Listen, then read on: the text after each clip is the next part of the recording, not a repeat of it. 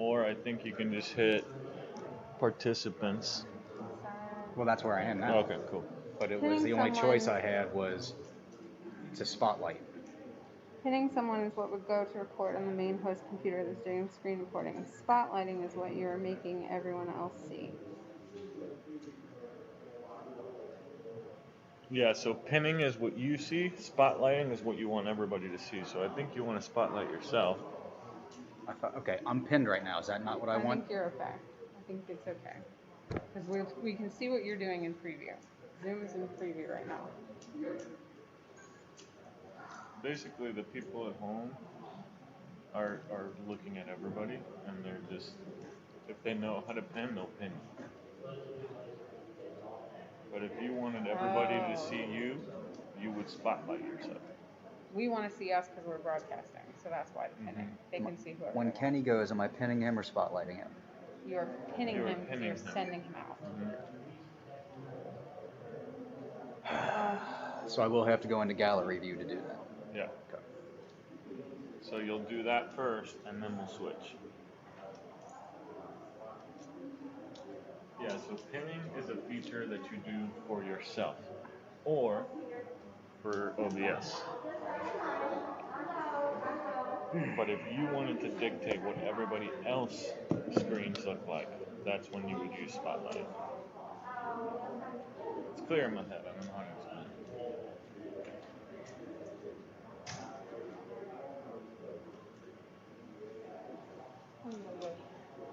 And then now she's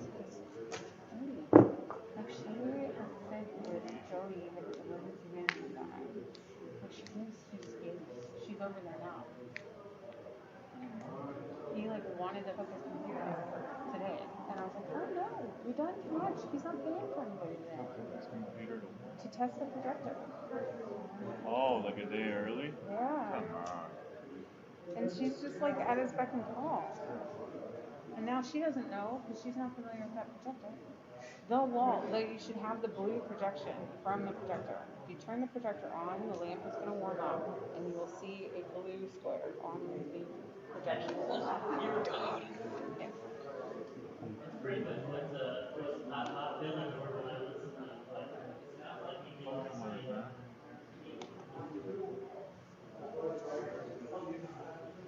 Yeah, Vince, I'm almost 100% sure it's that connection over there. This cable there is all taped up. So yeah, I just pulled it out of the card so there'd be some strain relief. We're good, man. We're good.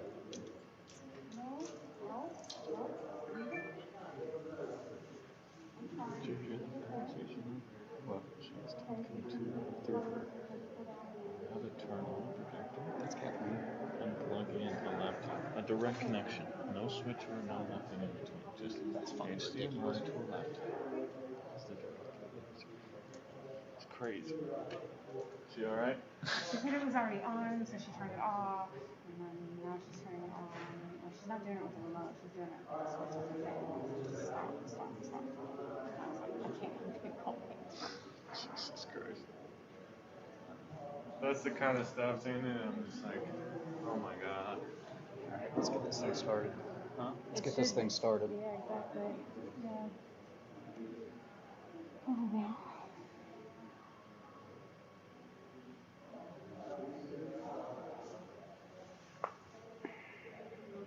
Well, we are live.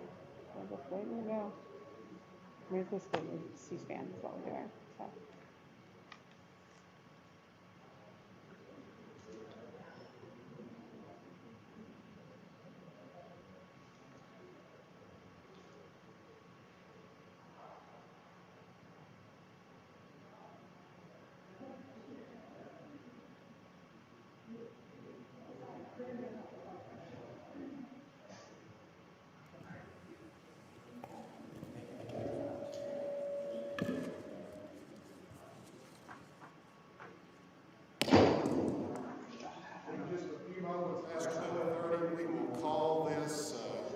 August meeting of the Interim Joint Committee on Local Government to order. For the members that are on the virtual presentation, Please remember you will be muted, but towards the end of the presentations, we will take the mute off. If you have a question, let us know about that, and we will call on you to ask those questions. If you are, as the roll call is called in just a few moments, if you are remoting in virtually, please let us know that you are remoting in virtually and from where. And we will confirm the teleconferencing members and make sure that we have all those that we think are going to be on there. This time, Madam Secretary, please call the roll. Senator Alvarado. Present from the Senate 28th District. Senator Harper Angel. Present remotely in the district. Senator Humphreys. Senator McDaniel. Senator McGarvey. Present from the 19th Senate District. Senator Mills. Senator Nemes. Present in the room. Senator Robinson. Senator Thayer. Senator Turner. Representative Bentley. Representative Bridges. Representative Brown. Present in the room. Representative Donahue. Representative Elkins. Representative Frazier. Representative Gravis. Here in the office, please. Thank you. Representative Howard. Here in person. Representative Huff. Present in the 82nd district. Representative King. Yes, ma'am, in the room. Representative Koenig. Representative Lee. Representative Meyer. Representative Miller. Representative Reed. Here in the room. Representative Sims. Representative Tackett Lafferty. Yeah, that's probably them in my computer. Senator Schroeder. Representative Meredith. Here in the room.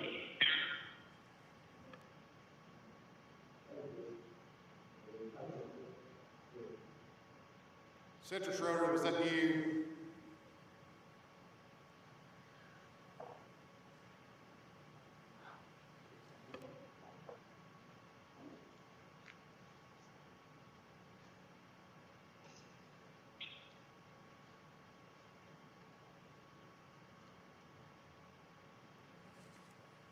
We have online confirmed Representative Gravis, Representative Huff, Senator McGarvey, Senator Alvarado, and Senator Harper Angel. Is there anyone else remoting in virtually? Anyone else remoting in virtually other than those?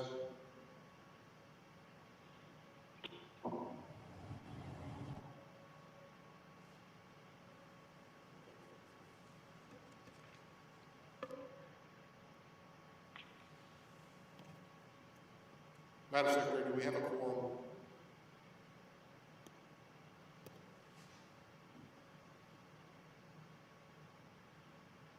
Seeing a quorum, if everybody has had a chance to review the minutes from our last meeting, we would entertain a motion for their approval. Motion to accept the July 28th minutes. Motion by Representative Reed. Do I hear a second? Is he clicking? Second, Senator Nemes. All in favor say aye. Any opposed? Just did a little. Minutes are approved.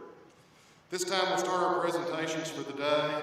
We have two what I would consider very emerging issues on the agenda, as well as an issue that is coming back from last session that we want to get started a little earlier this time. The first issue that we will take up today is the discussion of the executive order relating to utility cutoffs. And our first presenter will be my constituent, Mark Iverson, the General Manager of Bowling Green Municipal Utilities. Mark, please identify yourself for them and then proceed with your testimony. Be happy to. My name is Mark Iverson. I'm the General Manager of Bowling Green Municipal Utilities, commonly referred to as BGMU. Thank you, Chairman Meredith and Chairman Schroeder, and good afternoon to you and to the committee members. I appreciate the opportunity to converse with you about the impact on the moratorium on utility disconnects and late fees as directed through the Governor's May 8th executive order. BGMU is a city-owned, not-for-profit utility serving the citizens, businesses, and institutions of Bowling Green with electric, water, sewer, and fiber optic communication services. My intention today is to speak to you what BGMU is experiencing as it relates to past due accounts, account balances, and what I've heard from other general managers on this issue. First, let me acknowledge the hard spots that we all find ourselves during in this pandemic, especially the governor. He's had a lot thrown at him early into his administration. And as it relates to the disconnection of utility services, there are two opposing and unenviable options. First, allow for disconnections for non-payments to happen with the concern that financial strain or household displacements for vulnerable persons may occur in the midst of this pandemic. Or two, suspend disconnections and let the balances accumulate to an unmanageable position for those same targeted customers. At some point in time, there's a tipping point, and I believe we are getting close to that time. If I could kind of refer to you to some of the slides, this first slide. The May 8th order states that the suspension of disconnects and assessment of late fees will continue until the lifting of the emergency order. Nobody's really going to know when that's going to be. This pandemic may last through the spring of 2021, and we could be dealing with customers who have accumulated a year's worth of unpaid utility bills. And we really thought about the consequences or just how high those unpaid bills could be. So what's BGMU seeing? And that's going to be on this second slide. We're 5 months of accumulated time not having regular order on disconnection policy. This particular graph shows the progression of BGMU's past due account balances. In a typical March, pre-COVID, our balance past due accounts would run between $150,000 and $200,000. Those aren't necessarily disconnect balances, just people past the due date. Each month, April through July, BGMU experienced a pay down, followed by a peak when the bills went out, towards the end of the month, ranging from a balance in April of $584,000 to a July peak of $700,000. Since July 31st, however, we've seen a rapid escalation of the total past due balances to $921,000 as of this last Monday. That's 4 times in terms of dollars what we normally would see in August of last year, and twice the number of accounts. As we've reached out to engage with our customers, there is a wide misunderstanding about the suspension of disconnection. There are many customers who continue to feel that these balances are going to be written off, or they won't be responsible to pay. And other utility managers have heard the same thing from their customers. Not all of these past due accounts are customers under financial strain. We are aware of customers that are kind of gaining the order. Case in point, I have an apartment complex where the property manager keeps each of the individual units in the property manager's name, not the tenants. They collect the utility amounts from the tenants, but the manager hasn't paid us since March. Their total past due balance is $108,000. When we've reached out to that manager, their response is they have the dollars, but it doesn't cost them anything in late fees, and we can't disconnect for non-payment. They're just going to hold on to it. Also in these numbers, we have about 800 residential accounts that are 90 days past due or more. The average amount for that group is $568. At the pace these balances are growing, and if this goes on to the end of the current calendar year, it very easily could be a $1,000 average balance for those customers. But more important than the impact on BGMU is the impact on our customers. If a customer does in fact have $1,000 in arrears balance at the end of the year, and we offer 12 months to pay that off, that's $83 a month on top of their current bill. And if they struggle to pay a $120 balance with us in normal times, adding $83 on top of that is just going to make it a very huge problem for them to overcome and making life that much harder. This growing balance of past due accounts is really not good for customers. Some of our customers need structure. This is slide number 3. They wait until something becomes chronic, like a cutoff notice, before they react.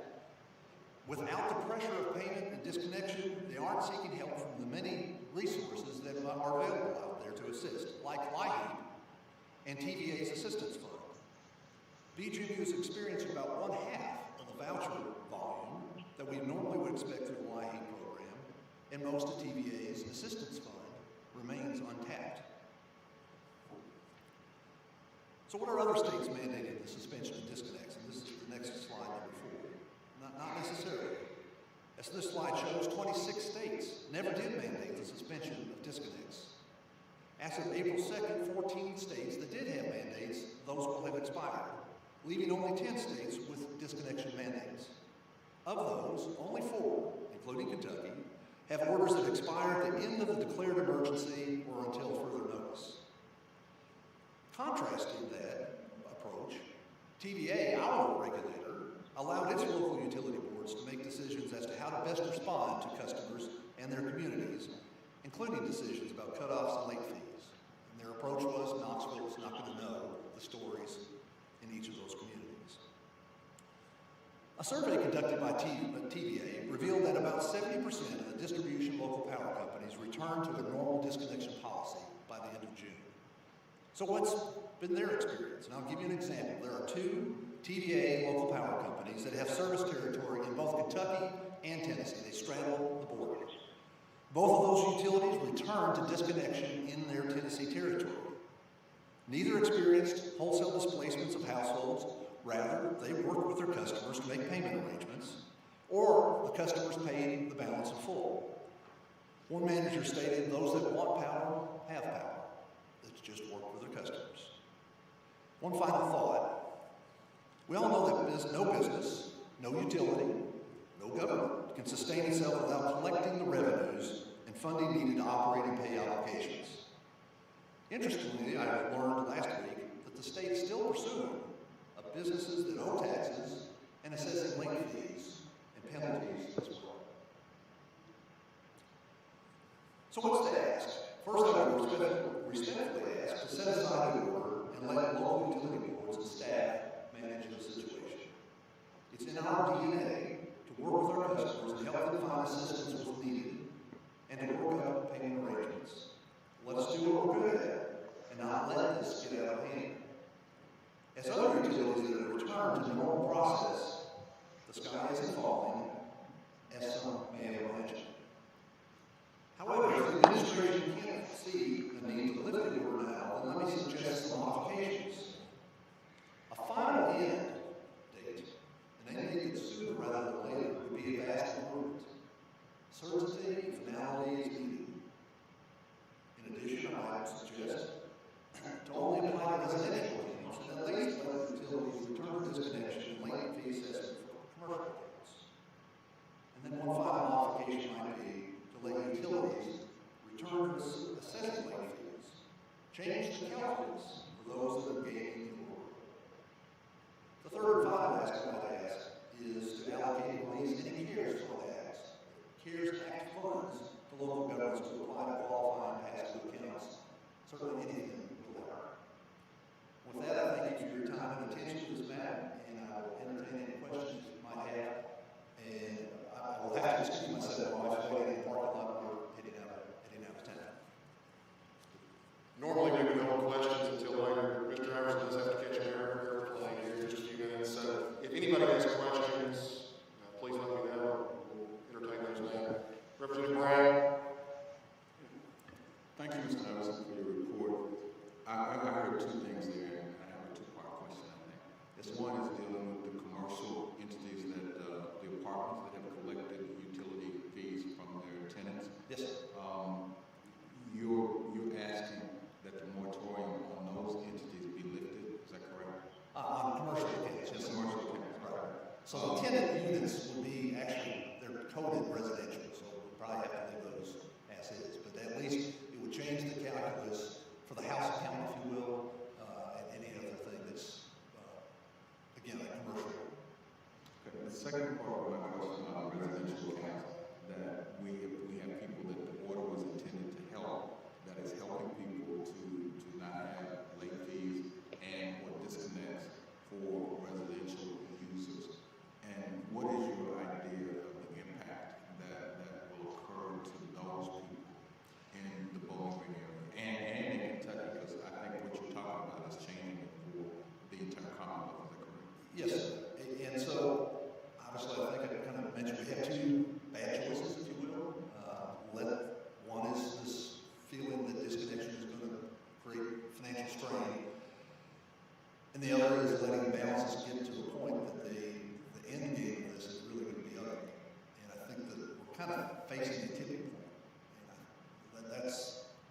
primary message I'd like to kind of convey out there.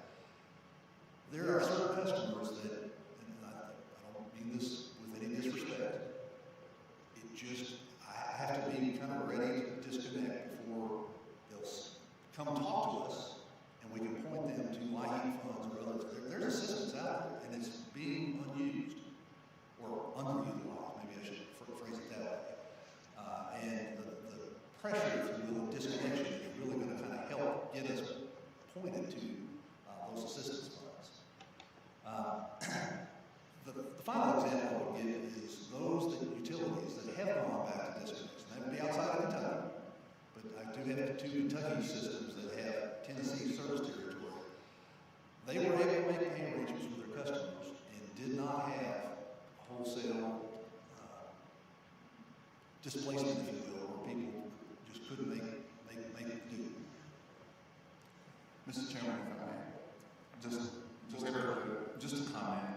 I think that the commercial entities that are selecting utilities fees and that are not passing them on to the utility companies, I think that's a different place and a different space.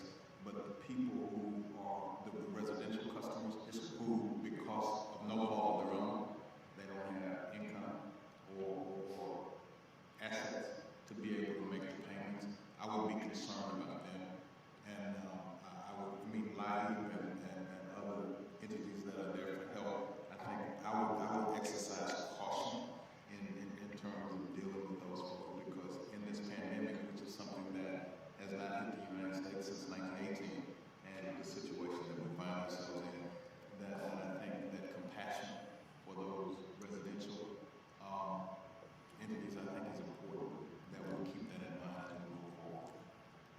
And I guess I can speak for our personnel. Can't make a blanket statement across the state, but for our personnel, that would be front of mind. That's when we deal with customers that struggle, even pre-COVID, we keep that in mind. Just trying to find solutions to help them through their particular situation.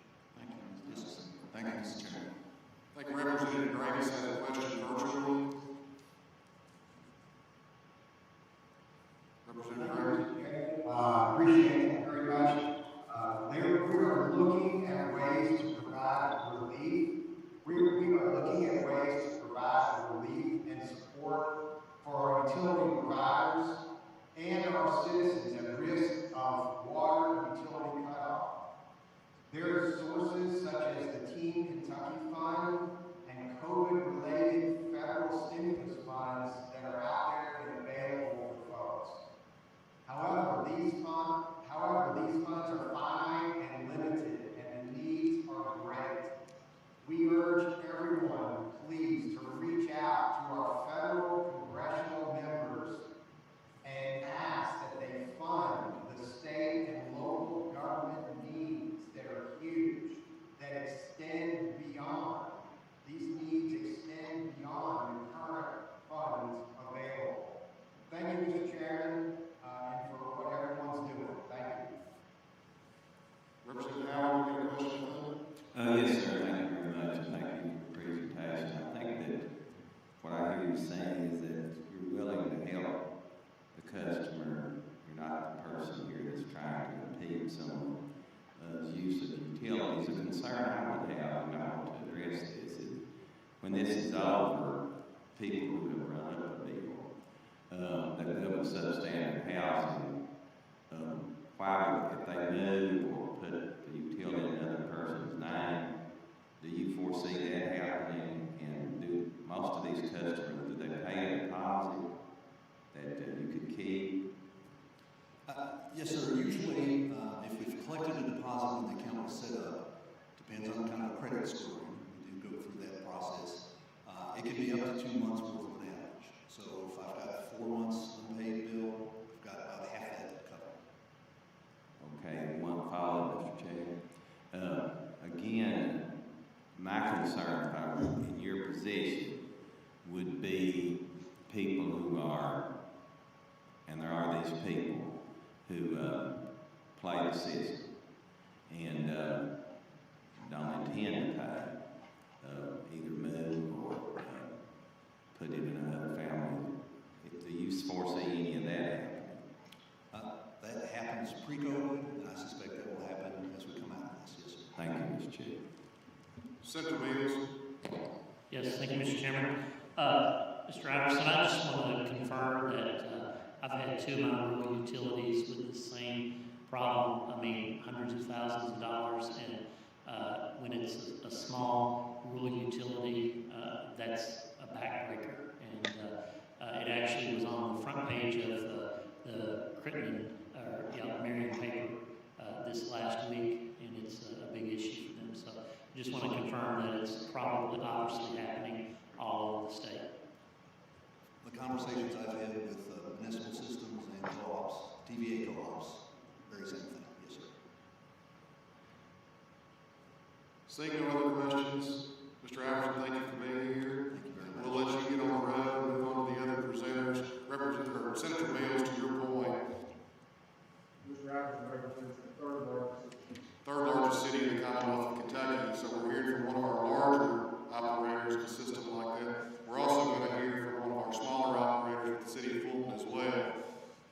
Both are feeling the effects, but I think the strain from those effects will be a little bit different based on the size and scope of their operation. So whoever is planning to come next, just come up, introduce yourself for the record, and then proceed.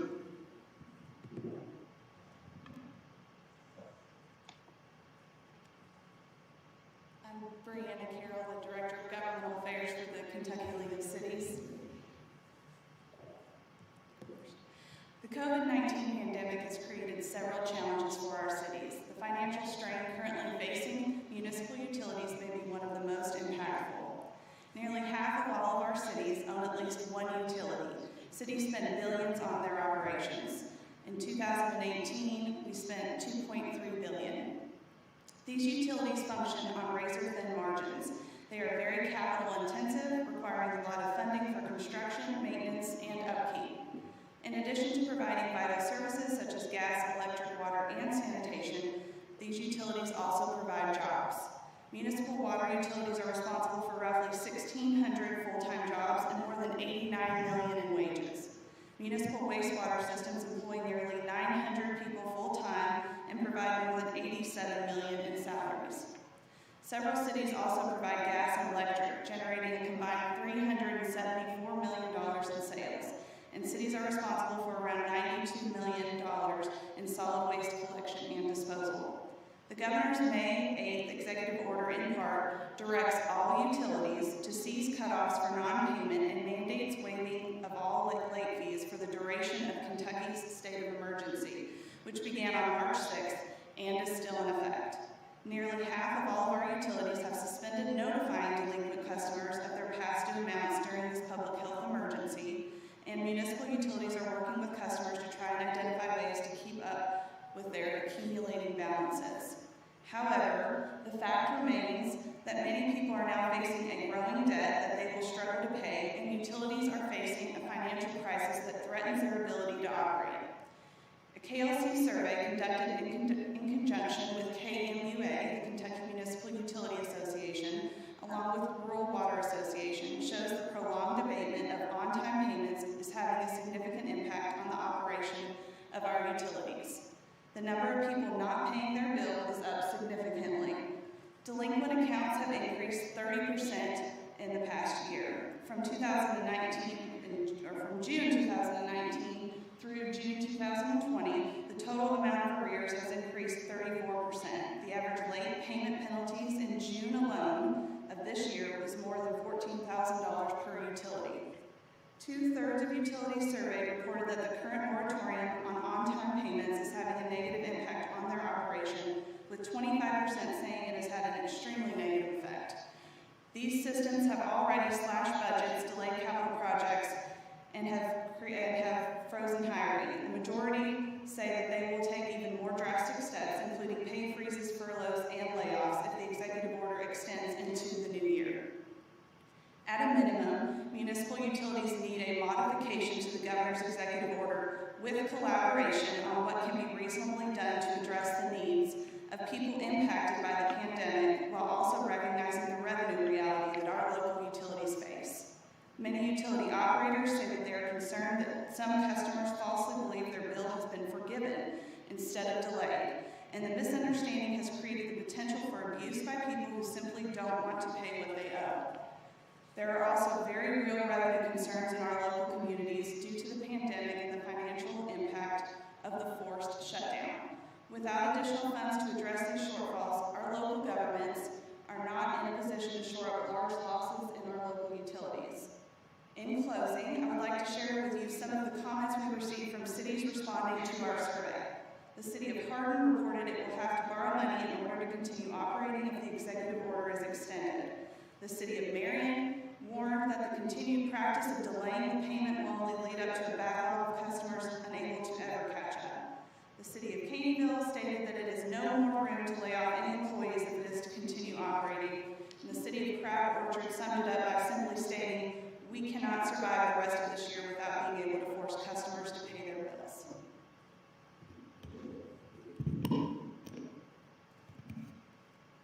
Good afternoon. Mike Gunn. I'm the city manager of the city of Fulton. On behalf of Mayor and Commissioners, thank you for allowing me a few minutes to talk to you. I want to tell you about a story that really is where rubber meets the road. So it's in the small towns. And as I talk to my other colleagues across the state, it's the same story I'm hearing. I'm not really here to sing a sad song, but I want to tell you some things to consider as you're thinking about this. I'm sure this is not only just in the smaller cities, but it's also in the larger cities. The city of Fulton runs a small water, sewer, and natural gas resource to our community of about 1,724 accounts. So, as the guy who was here from Bowling Green, we're nowhere near that size, but the impact is still the same. Our annual bill revenue is about $2.6 million. Currently, we're running at a 9% delinquency rate, which is not terrible today as it stands, but pre-COVID, we were at 2%.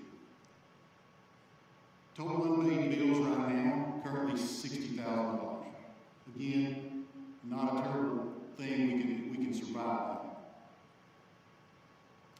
But I want to point out for our service and our utility, that's for water and sewer mostly right now, because there is very little or no gas usage. We're talking natural gas.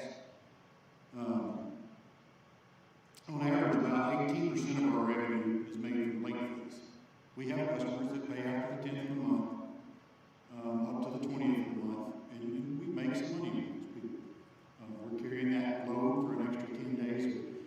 For us, we're billing 30 days in the rear anyways, so we really are carrying that a month and a half. So we do make some money with that. And then we do make some money on disconnect fees on the 20th of the month. I have a saving list, and I'm fortunate enough to be a small community, so I know who these people are. Know what their conditions a lot of times are. But they will come in on the 19th of the month and they won't pay their bill, or the 20th of the month they don't pay their bill. They pay it on the 21st only after we disconnect it. And then they pay an extra $50 to get reconnected, which baffles me to no end how I didn't have the money one day and we do the next. But until we cut them off, they won't pay it. And in fact, in December every year, we allow that to, I've just not done connections, just because it was Christmas time, and a lot of times those go on linger, but they won't come and pay until we cut them off. Natural gas is for us just around the corner. We're getting it. That budget for us is about $775,000 annually that we bill. If we apply our current delinquency rate of lost revenue and late fees just to that natural gas number, that number is staggering to my budget to maintain our utility. Our utility funds are already strained. Fulton was fortunate enough to start its utility in the late 1800s, and there's a strained infrastructure there that's in place. In 2018, the city commissioners had to take out a bond in the amount of $5 million to fix the wastewater treatment facility because we weren't meeting our state mandated permit. So that strapped our borrowing capacity in my district or in my area. Another impact that I'm sure is not unique to our city alone is that we have a high population of people that are living in rental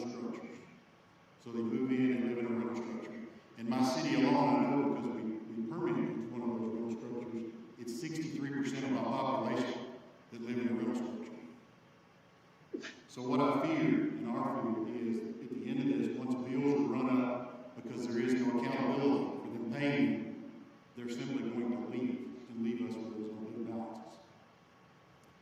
Our bad debt write-off is pretty good. I consider in our area, we're from 0.5% to 1%. But how high is that going to go after we run up thousands of dollars on natural gas utilities because we can't entice them to come in and pay their bills? All I ask is that you consider what I've said about our city and apply that across the Commonwealth. The future is very uncertain. I know there are all sorts of issues we can discuss, and everybody's got their thing that they're looking at. All I ask is to give that some thought to where we are, where the rubber meeting the road in our area. And I'll close with this. Again, I reference that I know the people in my community. We have sent out door hangers, put door hangers on their residences. We sent out letters offering them all the assistance that we are aware of in our local area because we work closely with them. Live Heat is one of them. We've sent these out, local churches, but they still are not taking advantage of those things. For whatever reason, they're choosing to allow these bills to run up and us to carry the load. But again, as I make my many trips across our city, I know who these people are. I know their address, know their kids. When I see TV boxes and those things laying on the side of the curb, but yet I can't help but remember those bills that are paid back at the office, that's a real problem. I don't have a lot of easy answers, but I think we're all smart and intelligent folks in this room. There just simply has to be a better way.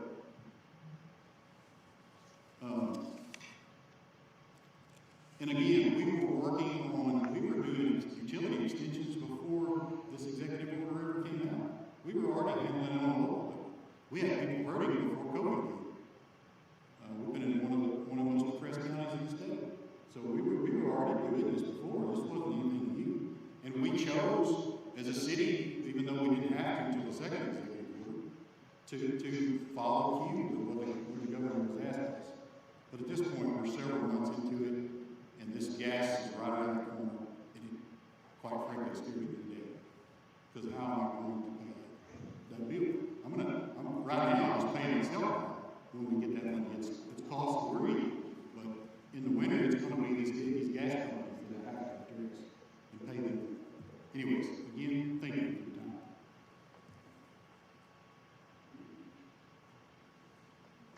Mr. Chairman and the committee, my name is Gary Moore. I'm the Executive Director of Kentucky Rural Water Association, which is a statewide association of water and wastewater utilities.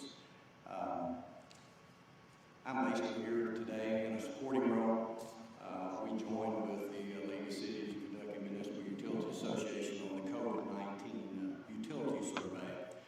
Mainly because we were getting a number of calls from our membership, and my membership basically, municipal is under 10,000 population, so we got water district, water association, sanitation districts, etc.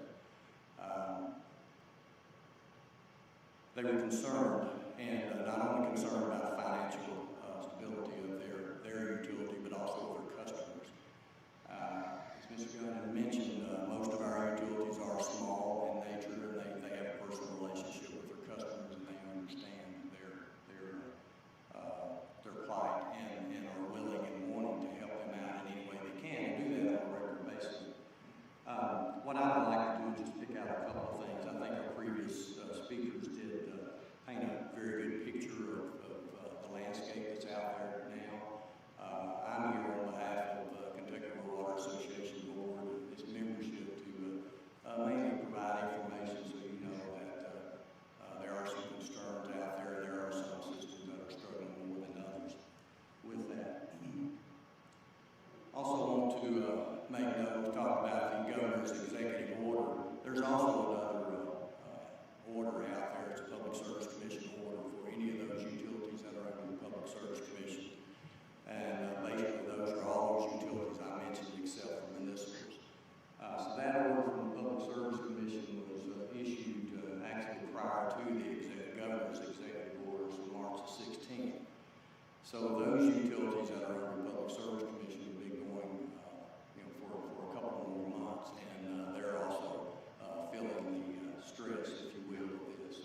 we're here today to, and we will have a dialogue with the governor's office about asking him to consider raising the moratorium. Our concern is the longer it goes, the worse it's going to be. And we are concerned about a sector of our customers that may not ever be able to pay out the debt that they're currently accumulating. And also there's a sector, as previous speakers have talked about, that we think are gaming the system, and you're always going to get that. So with that, Mr. Chairman, I'm here to answer any questions you have. I will like to, one last thing on the PSE board. They also did a data request, and from the jurisdictional utilities, and that data request is yet to be finalized, and basically PSE has not issued an order at this point. It'd be interesting to see what the results of the PSE data request is from all the jurisdictional utilities. So we're talking about electric, gas, investor-owned, as well as water districts in that. So maybe we can connect the dots and get a more clear picture of the total landscape of Kentucky. So thank you for your time, and appreciate the opportunity to answer any questions you might have. Any committee members have questions for the presenters that we have in front of us right now?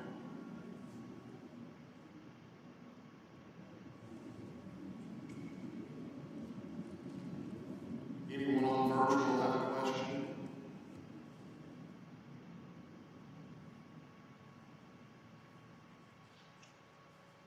Seeing none, we thank all of you all for being here and bringing awareness to this issue.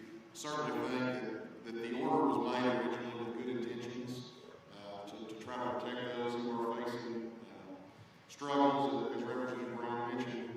But there are also unintended consequences to many of these actions, and I think those are things that you all have brought to light today, and we appreciate you being here and sharing some of those unintended consequences with us. So thank you very much.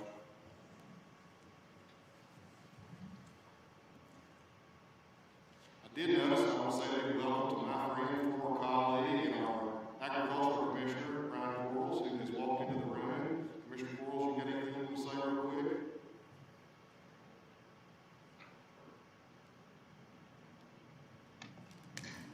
Good afternoon, and forgive me for those of you who already had previous meetings. I just want to bring official greetings on behalf of the Kentucky State Fair Board to the 116th Kentucky State Fair. Most states around us canceled their state fair months ago, but we're fortunate due to our strong agricultural community here to have a livestock show. Most county fairs, as you know, were canceled this summer. A lot of livestock shows were canceled, and so a lot of these kids have put a year's worth of effort learning personal responsibility to showing livestock. This may be the only show they get to attend. And so if you get a chance, poke your head through the doors here in South Wing B. We have a lamb and swine show going on right now. Or if you want to cross over next to Freedom Hall in the West Wing, we have a beef expo going on as well. And we're very appreciative to have an event here at the fairgrounds during the Kentucky State Fair. We also have a national championship horse show. All of our events are being streamed online, so if Grandma and Grandpa couldn't make it, they didn't have access to the property, they can watch it at kystatefair.org. We hope that you see that we can have events in Kentucky. We have high compliance with masks, we're requiring temperature checks when we come in, and so I think that this is a nice example that we can continue to have events. We don't have to live in a bubble, and we can do it responsibly as Kentuckians. I just want to say we also appreciate the legislature for investing in this facility. We're the 6th largest convention center of its kind in the country, and due to investments and your all's approval to that development board, we use funds to spruce up the facility. If you look, get a chance right around that back, Cardinal Stadium's been demolished. It's expanded our parking capacity and made room for perhaps additional infrastructure. The front gate is brand new, and we also are sprucing up the facility, and that's due to your all's wise investment into this property. So that's all I have to say. I hope you enjoy the sights, sounds, and smells of the 116th State Fair. We'll not have an asterisk next to it like other states, and we're very, very appreciative of you all coming here to take a look with your own two eyeballs at what's going on. So if you want to tour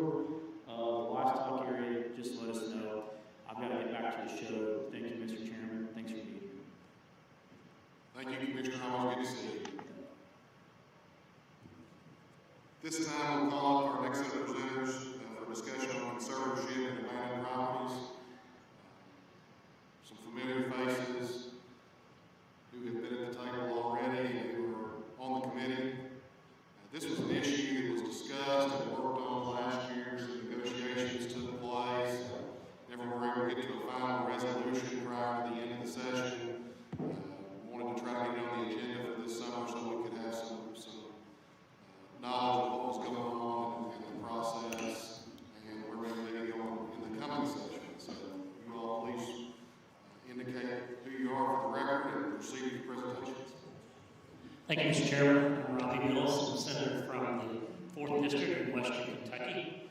And today we've got in your packet this little flow chart here that'll help you through our discussion. But this is kind of Groundhog Day a little bit. This bill came up at the end of session last year. We just really didn't have enough time to get it going. But we really think that it merits a lot of, it's going to help a lot of cities and counties that have abandoned and blighted properties, and pretty much every community is struggling with this issue. So I'll give a real quick introduction and then let the ladies to my right flesh out all the details here. But communities of all sizes are dealing with a growing problem of blighted and abandoned properties, from homes to businesses to former industrial sites. These locations often are more than a nuisance.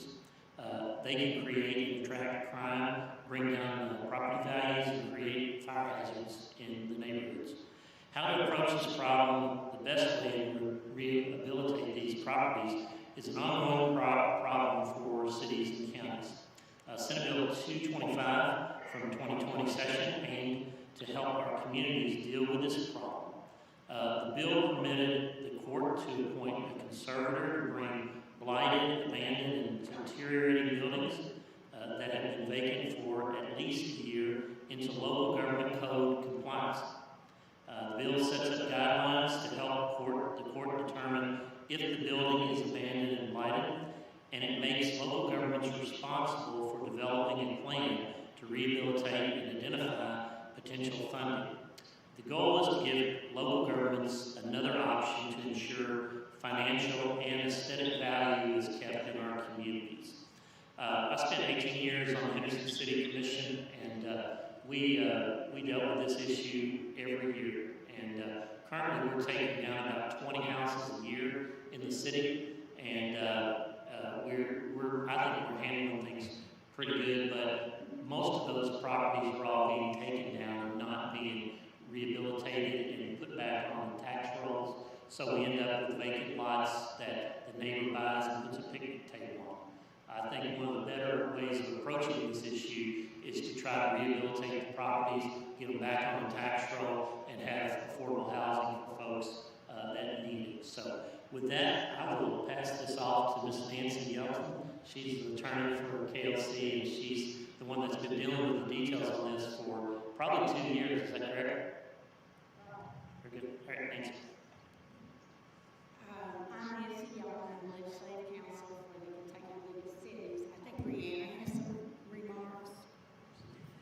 I'm Brianna Carroll, Director of Governmental Affairs for the League of Cities. Our city leaders will tell you that one of the hardest things that they deal with in their communities is the issue of abandoned and blighted properties. Recently, we conducted a city census, which surveys all cities and provides the data that most of you request during the legislative sessions. That includes salaries for employees, ordinance information, but also we inquired about this topic in particular. Our survey found that almost all of our cities have some type of abandoned and blighted property that they are dealing with, and that within the past 2 years, around half have taken local action. However, the problem continues to grow as our cities grow. While cities have a few options to deal with these areas, we found that many, especially those with a population below 1,000, which happens to be a majority of our cities in Kentucky, are less likely to utilize their current methods, and many of those reasons are because of cost. Currently, a city can use code enforcement procedures, create a vacant property review commission, levy higher taxes on blighted properties, or use eminent domain. for blighted and abandoned properties gives cities a new way to address this problem. 22 states have implemented similar legislation, including 6 of Kentucky's 7 contiguous states. The rehabilitation of abandoned blighted property benefits a community by providing for reproductive reuse, reinstatement of the taxable property, and increased property values, in addition to the promotion of affordable housing. As indicated, we have worked for some time on developing the provisions of this legislation and held meetings throughout the 2020 session with various stakeholders. The current proposed legislation is the result of those meetings. This is a short overview of how conservatorship works. The bill defines an abandoned and blighted property as a residential, commercial, or industrial building that has been continuously vacant for at least 1 year with repeated code violations and has at least 3 of the following 7 conditions. Those conditions are, number 1, the building has not been brought into compliance with housing, building, or nuisance codes. Number 2, the building is unfit for human habitation or use. 3, the building is considered a fire risk. 4, due to neglect or lack of maintenance, the building has become a collecting place for trash and debris or a haven for rodents and other vermin. Number 5, the building is considered an attractive nuisance for illicit purposes. Number 6, the building is not secure. Or 7, the condition of the building substantially negatively affects the economic well-being of neighboring residents or businesses. Certain properties are ineligible for conservatorship. These properties are property held by the current owner for less than 6 months, property actively marketed within the previous 60 days, property subject to an outstanding mortgage, and property with a pending foreclosure. If the criteria for conservatorship is met, the proposed legislation permits a local government to file a petition with the circuit court for appointment of a conservator to take possession of and rehabilitate the property. Notice must be provided to all interested parties, including the owner and any lien holders. The petition must include copies of all code violations with proof of service, a preliminary plan for rehabilitation, cost estimates, photographs, anticipated funding sources, and an estimated timeline for completion. After a petition is filed, the court would hold a hearing with notice again to all interested parties and could appoint a conservator with relevant experience recommended by the petitioner or an interested party. If it finds the required conditions are met and the owner of the building has not come forward to make repairs. Following appointment, the conservator would develop a final plan for rehabilitation to be submitted to the court and all interested parties that could include everything from repairs to the building to potential demolition. Any interested party could comment on or request a hearing on the final plan. Thereafter, the conservator would have to update the court and all interested parties every 6 months on the status of the project. After the repairs are complete, the court may order sale of the property if the conditions that were grounds for the petition have been corrected and the owner has not responded. Any sale of the property would be subject to the supervision and approval of the court. And again, there is in your materials a flow chart that explains how conservatorship works.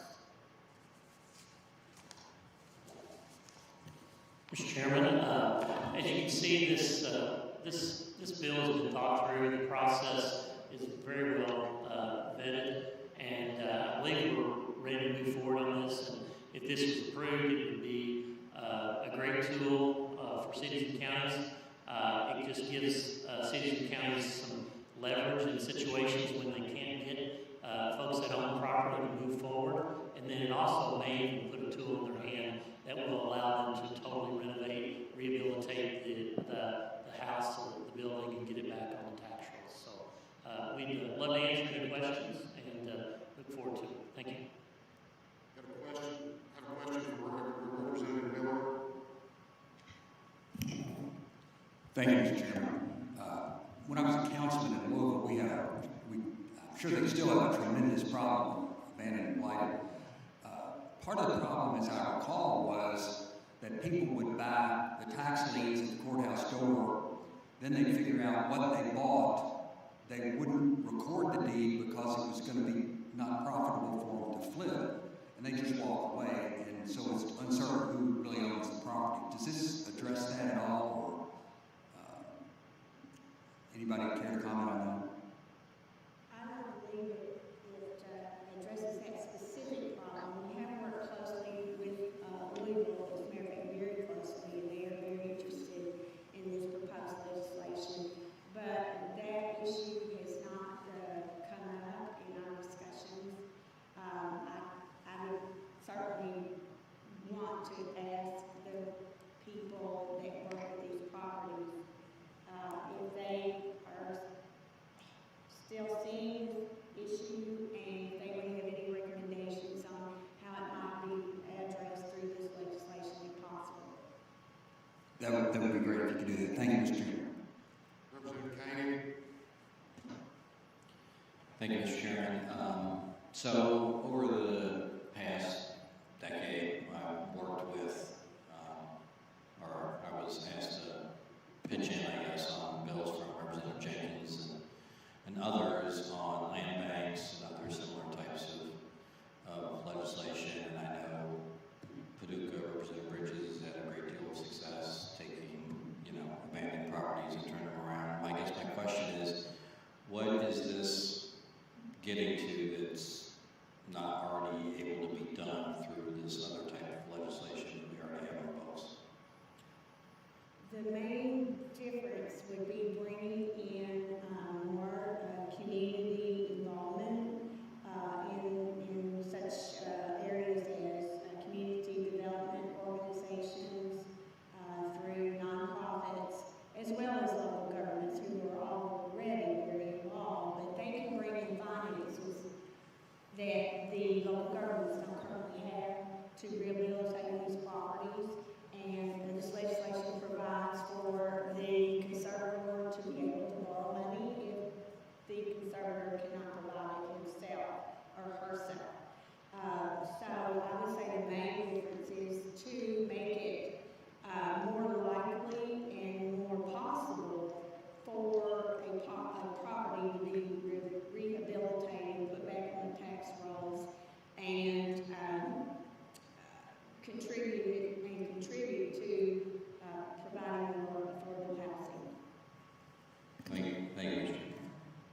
Yeah, I would just echo that in our community, so a nonprofit or CDC like Habitat, and we've got 2 other community development organizations that do some building, that this brings them into the process and enables them. I think you'll see more properties saved through this as opposed to just being totally taken down in vacant lots.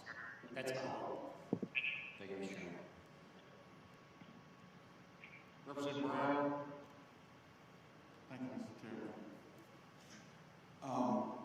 In listening to the proposal, I can appreciate the proposal and what the bill is intended to do, but I'm concerned about the unintended consequences that could occur. We're having a discussion in Lexington about gentrification and low-income housing, and is something in this legislation that would address that and look at that so that blighted properties in a community across our state would not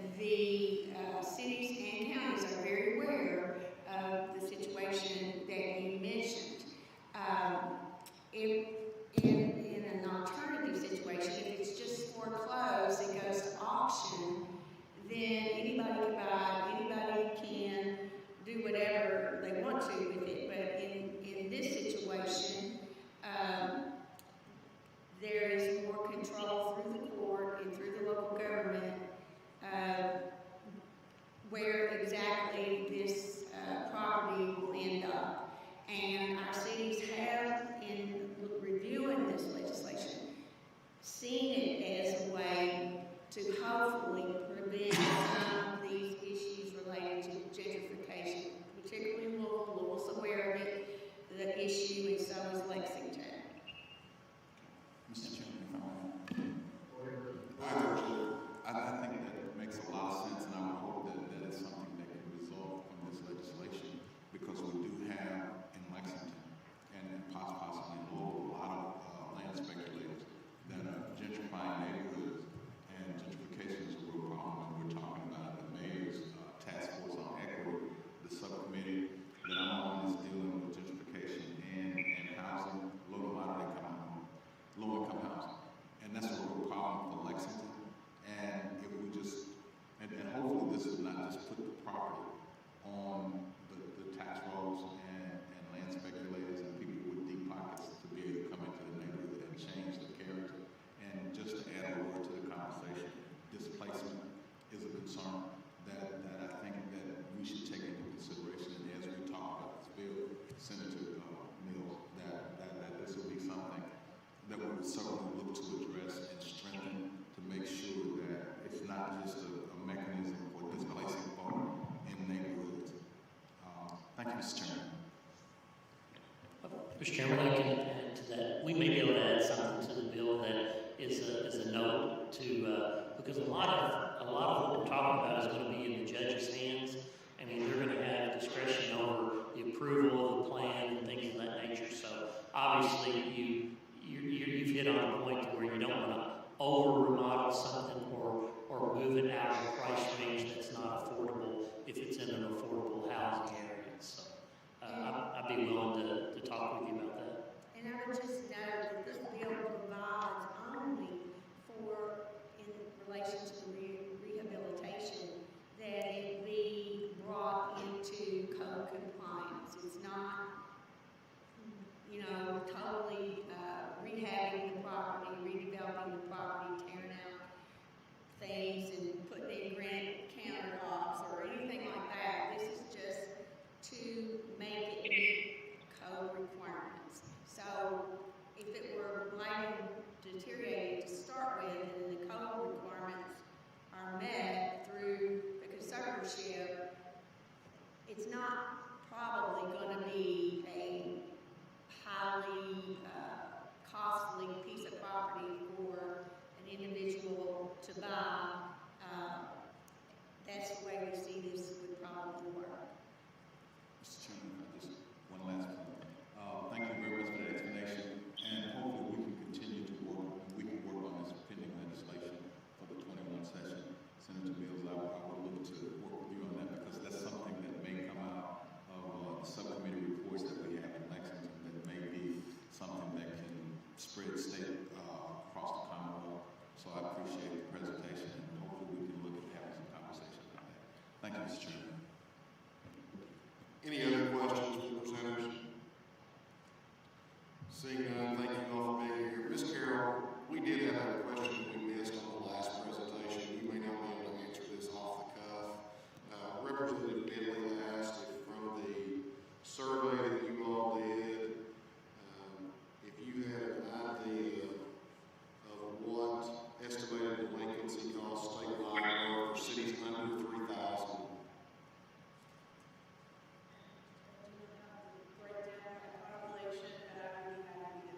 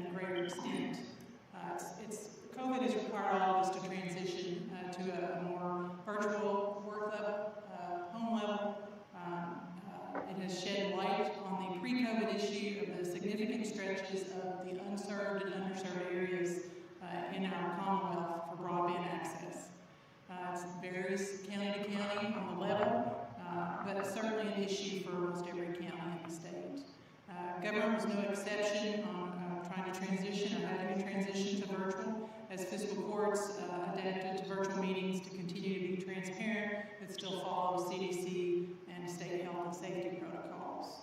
I know broadband access has become, in the 21st century, the equivalent of the need for access to electric power in the early 20th century. More of us are doing telework, telehealth. We're all seeing or experiencing the NTI home virtual classroom challenges that this has brought on. And of course, General Assembly meetings like this are being broadcast, and we've got folks who are able to virtually join us when they can't join us in person, which I guess is the silver lining on a very large cloud. And I know a lot of people consider the lack of access to broadband more of a rural issue, but it can be a challenge no matter where you live. I live in Lexington, and I can tell you, when my husband and I are both home with our children who are in virtual school right now, it can be a challenge. And I live in a metropolitan area. We've got parts of other more urban area counties. Boone has challenges.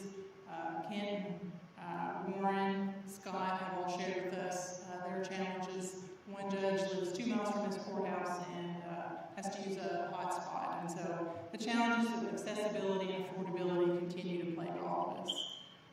As far as CACO goes, every summer we go out around the state. It's been virtual this summer to gauge where our constituents, where our members are on different issues.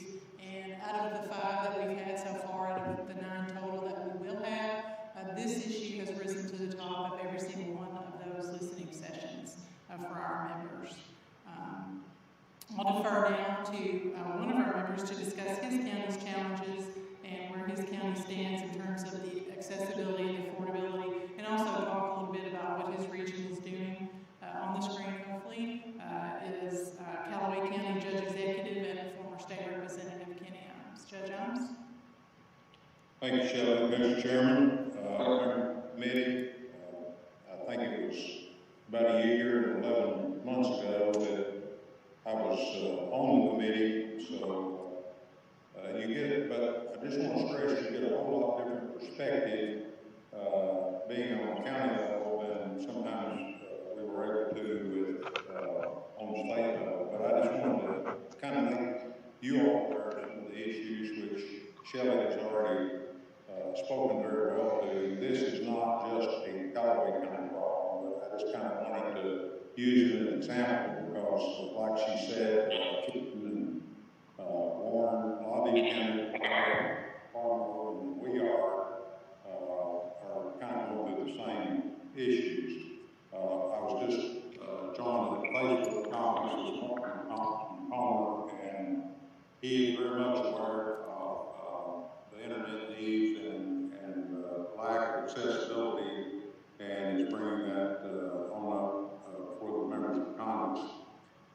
Recently, we have in Callaway County had a engineering survey or whatever feasibility study of our county, and we have Murray State University here, a very progressive city, provides a lot of services.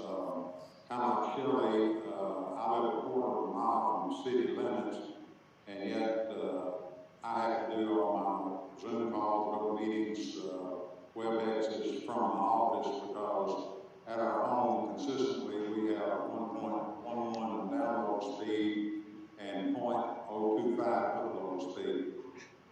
However, the problem we're running into seems to be with a lot of the providers, and a point that I want to bring out to you, the FCC, to the extent you all could, being see, a lot, they go by census blocks, and apparently if you've got one person in that census block, they consider the whole census block as with 25-3 connectivity.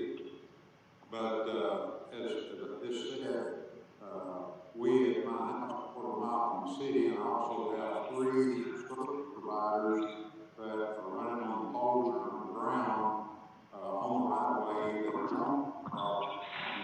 I call 4 of our providers here, and I'm not in the service area So what we've done in Callaway County, we've applied for a USDA grant, asking for a $5 million grant from them.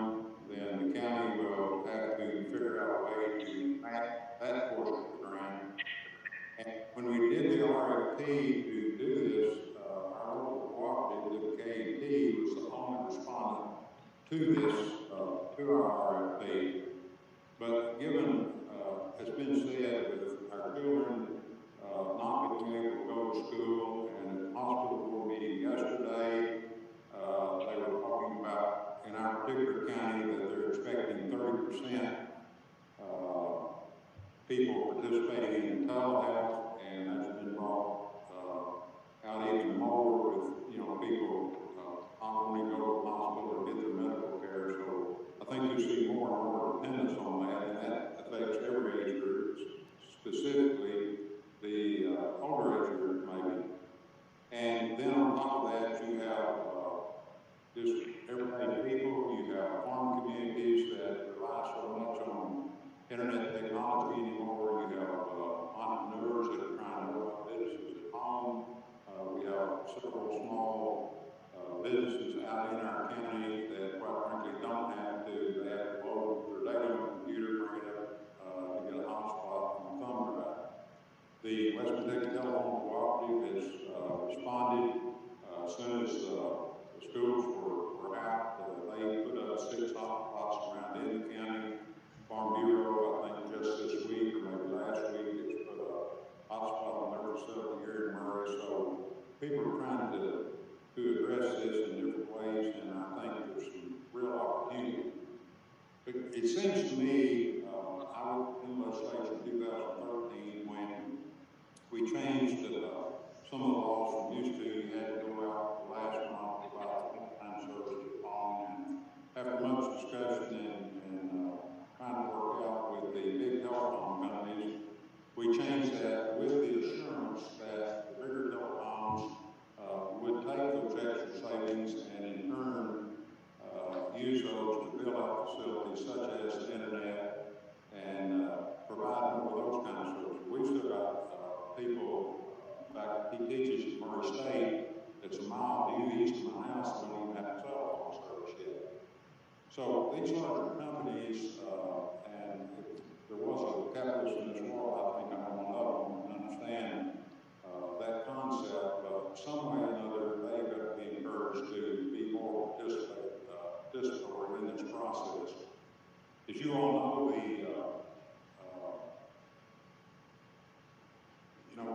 I think it was 6 years ago when the Kentucky Wire program was presented, at least all my constituency here thought, well, this is a dream come true, we're finally going to get internet service. And in the meeting last week, it really dawned on me that basically Kentucky Wire is just doing the middle mile. We're still not getting to the end of the road for the service.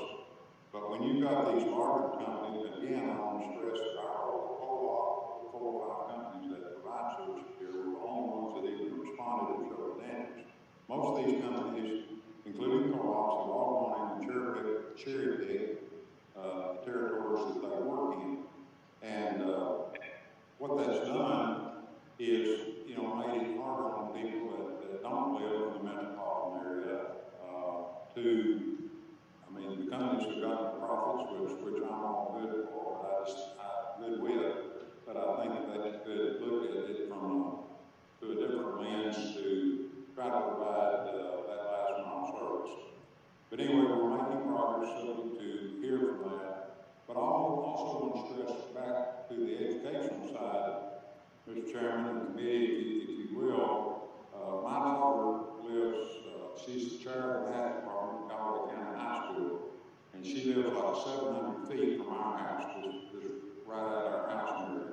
But she, when the schools are shut down, she has to go up to the high school to present her class teaching and communicate with the other teachers in her charge.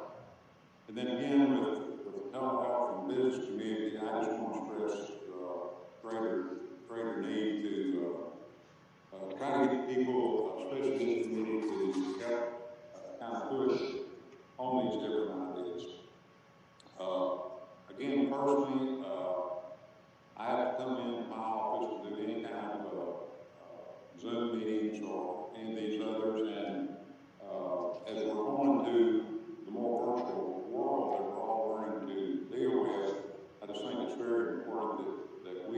state, its county government, city government, state government, and ultimately the federal government are going to have to change our perspective with the way that we look at these different things. That's really the reason our county, specifically, the city has 5 services here that they can pick from. Our electric runs internet service, where state's got 5 different localities. The Kentucky Wire came through town about 2 months ago, I think. They dropped off at here on Fort Square, and they also dropped off at Murray State, and then they went on west to Fulton. So hopefully when that gets online, hopefully beginning of next year, and then we get some of these things. But I just wanted to personally stress the need for, it's just like I think one of the magistrates Kenton County was talking about the other day.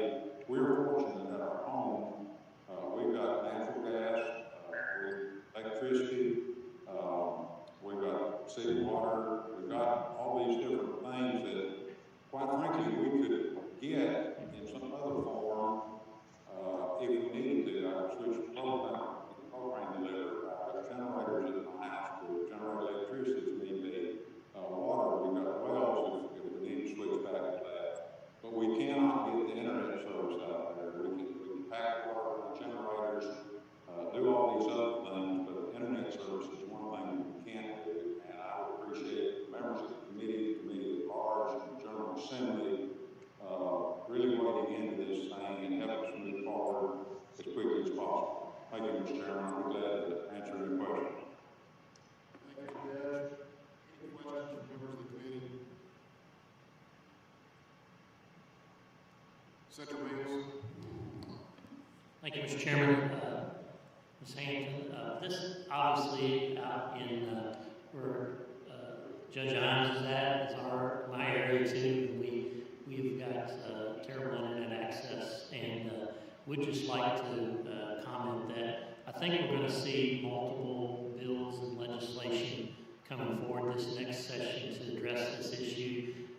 In my particular area, Kenergy, the electric co-op there, is interested in trying to move forward on serving internet to all 14 counties that they serve. So I think you're going to see, I hope it's not a lot of things that confuse the issue, but you're going to see several efforts to try to get this happening, because we've got farmers and ag business and everybody in our communities that just cannot do business. And it's really, it made me shudder when several of our school systems decided to start it virtually, knowing that kids are going to have to go to McDonald's and the Farm Bureau parking lot and things of that nature to download and to upload their homework and to have your school meetings with their teachers. So if we're ever going to move forward in economic development, obviously, specifically in Western Kentucky, this is an issue that we've got to help and help. It doesn't mean we have to carry the whole load financially. There's some enabling legislation that may need to be passed to allow these organizations to move the issue forward. So thank you for bringing this up. It's a big issue. Any other questions from other members of the committee? Any closing remarks for your presentation, Ms. Hampton? Just briefly, we're going to be surveying our members, trying to get a deeper dive county by county on what their specific situation is with regard to broadband access. We understand that it's less lucrative, quite frankly, to go out into the more rural areas. We've got one judge out of Winona, Union County, who's got an entrepreneur who's got 3 or 4 businesses out in the rural end of his county. When it rains, the internet goes out. That's simply unacceptable. So, Senator Mills, to your point about economic development, just broadband anymore impacts every aspect of our lives. So we look forward to working with. There's several other stakeholders that we've been talking to. Obviously, this will be a big issue. We hope it doesn't confuse the issue. We were certainly glad to see Chairman Pratt's House Bill 362 be passed. Now we'd like to see that funded as part of this solution. But thank you all for having us here today and listening to us. Thank you, sir. Thank you all for being here. Always good to see you, Judge Hines. This time, if there's anybody that got on after the initial roll call,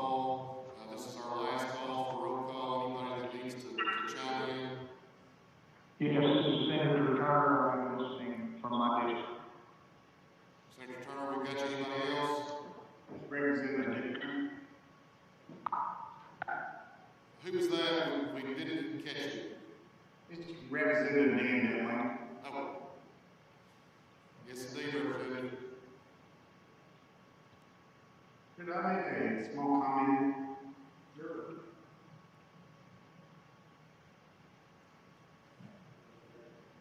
Go ahead, Representative.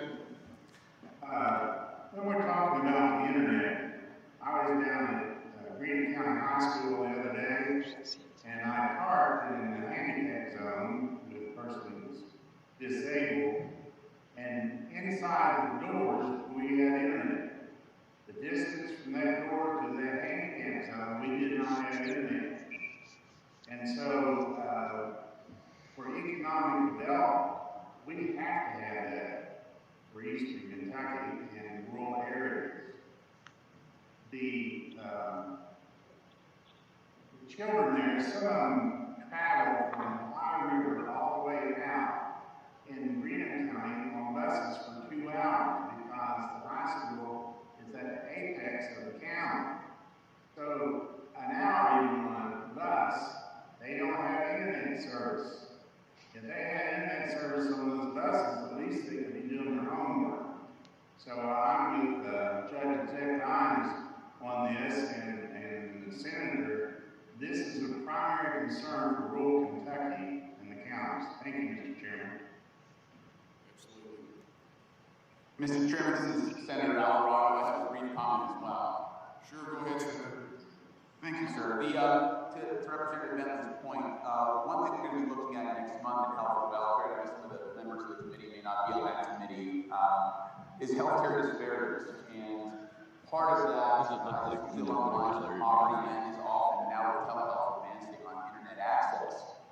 We're exploring some concepts of perhaps using broadband or subsidizing broadband potentially if it's allowed by federal law and Medicaid, to consider perhaps using Medicaid dollars to subsidize connections to people's homes for telehealth purposes. If it's legal, that's something I continue to explore, because we are looking at expanding telehealth services in the state, and some bills that are being proposed for that coming up. So that's a concept that will help with a lot of that last mile connection, and that's going to help remote areas, rural areas in our state, as well as inner city areas where there may not be as many customers, we don't have as many connections there. We're exploring some of those concepts. So just know there's a lot of other things being worked on beyond just having certain ridiculous. If we can subsidize some of that potentially and use federal funds for healthcare purposes, we can see extensions of telehealth to open this up to people in their homes. So a lot of work being done, and I want to thank the judge for coming in and presenting that information and everyone looking into that in the future. That is going to be ultimately the highways for us throughout Kentucky. But just know that we are exploring some of those options as well. Thank you, Senator. Finally, I have one announcement. Next meeting of the committee will be Tuesday, September the 22nd, 2020 at 9 o'clock a.m. in room 171 of the Capitol Annex. Look forward to seeing you all there. Seeing no other business coming before the committee, I have a motion for adjournment. Second? Second. One more quick thing. If anybody needs a complimentary meal ticket, please see the Secretary or staff. How long should I let it go? Just a few seconds? I mean, can I stop the recording the stream?